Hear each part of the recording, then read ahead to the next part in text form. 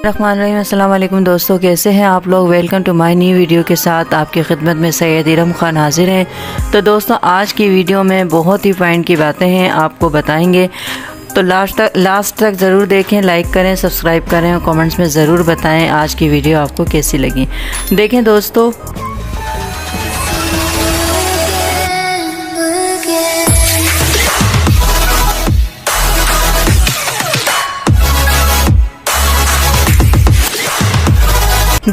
आजकल के बच्चों के साथ माँ बाप भी पेट भर कर झूठ बोलते हैं। ऐसे लोगों को, ऐसे माँ बाप को बिल्कुल फ़िक्र नहीं होती कि आपके झूठ की वजह से पूरा ख़ानदान अज़ियत में आ सकता है या कोई फैमिली की इज़्ज़त आपके झूठ की वजह से ख़राब हो सकती है।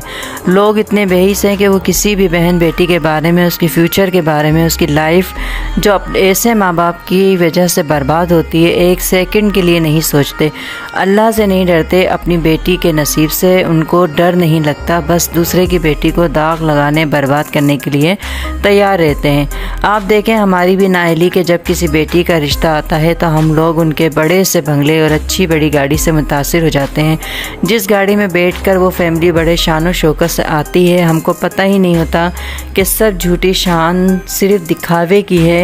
बेटी को देखने वाली फैमिली ऐसे रूप धार कर आते हैं कि आप उनके पीछे छुपे शैतान को पहचान ही नहीं पाते और अपने लच्छेदार खुश इखलाकी से आपका दिल चंद ही घंटों में जीत लेते हैं। फिर हमारे जहन में एक ही बात आती है, हमारी बेटी की तो लॉटरी ही निकल आई। इतने बड़े लोग, इतने सादे, खुश इखलाक, दीनदार, क्योंकि जाते जाते ऐसे लोग आपके सामने अल्लाह रसूल की बातें भी ऐसे करते हैं कि इनसे ज़्यादा कोई दीनदार, कोई दीन को नहीं जानता। अब मरहला आता है लड़के के घर जाने का। जब लड़की वाले लड़के को और उसके बड़े से घर को देखते हैं तो फिर अपनी बेटी की किस्मत पर रश्क आता है। फिर बस जल्दी से हाँ हो जाती है और चट मंगनी पट बिया वाला हिसाब होता है।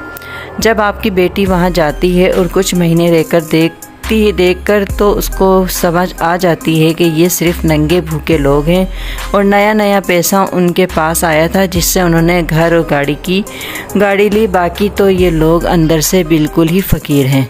अब मेरी बात सुने, चंद बातें मैं आपको समझाती हूँ कि जब आपकी बेटी के लिए रिश्ता आए तो उसकी चमचमाती गाड़ी और बड़े घर को देखकर रिश्ता ना करें। आप पहला सवाल ये करें कि लड़का क्या कमाता है, क्या जॉब करता है, उसका कोई कारोबार या कोई बिज़नेस है या सिर्फ अपने बाप के घर और पैसों पर बैठकर राज कर रहा है या अपने बाप की गाड़ी में घूमता फिरता है, झूठी शान दिखाता रहता है, ऐसे जैसे कि ख़ानदानी रईस हो या बाप ने न जाने कितने झूठ और धोखे से ये सब झूठी शान बनाई। अब इसका फ़ायदा घर के सारे बेटे उठा रहे हैं। अगर लड़के के पास कोई जॉब कारोबार ना हो तो बिल्कुल रिश्ता ना करें, क्योंकि देखें, शादी के बाद बीवी के अखराजात शोहर पर आयद होते हैं। लेकिन अगर लड़का ही हड हराम निखट्टू होगा तो वो आपकी बेटी को कभी खुश नहीं रख सकता।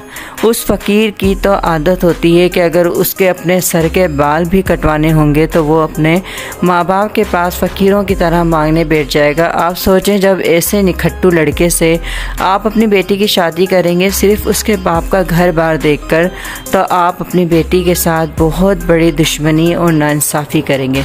क्योंकि देखें, लड़के के माँ बाप तो कभी आपको नहीं बताएंगे कि हमारा बेटा नालायक, हड हराम और निखट्टू है।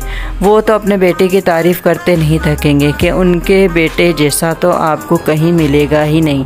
आप चिराग लेकर भी ढूंढेंगे तो हमारा बेटे जैसा आपको मिल ही नहीं सकता। लेकिन खुदारा, ऐसे लोगों से, चालाक, मक्कार, धोखेबाज लोगों से परहेज़ करें।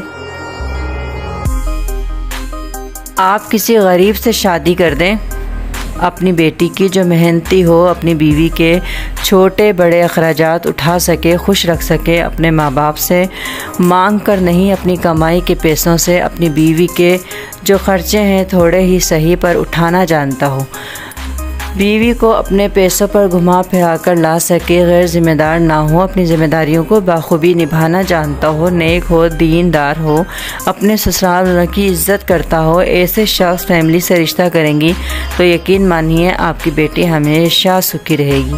पैसे का क्या है, ये तो आनी जानी चीज़ है, बस घर में सुकून हो, 2 वक्त तक खाए पर अपने शोहर का खाए, सास ससुर पर ना बेटी दे, वो तो ख्वार करवा देंगे। उम्मीद करती हूँ आपकी कि आपको मेरी बातें अच्छी लगी होंगी और समझ भी आ गई होंगी। तो कल तक के लिए अल्लाह हाफ़िज़।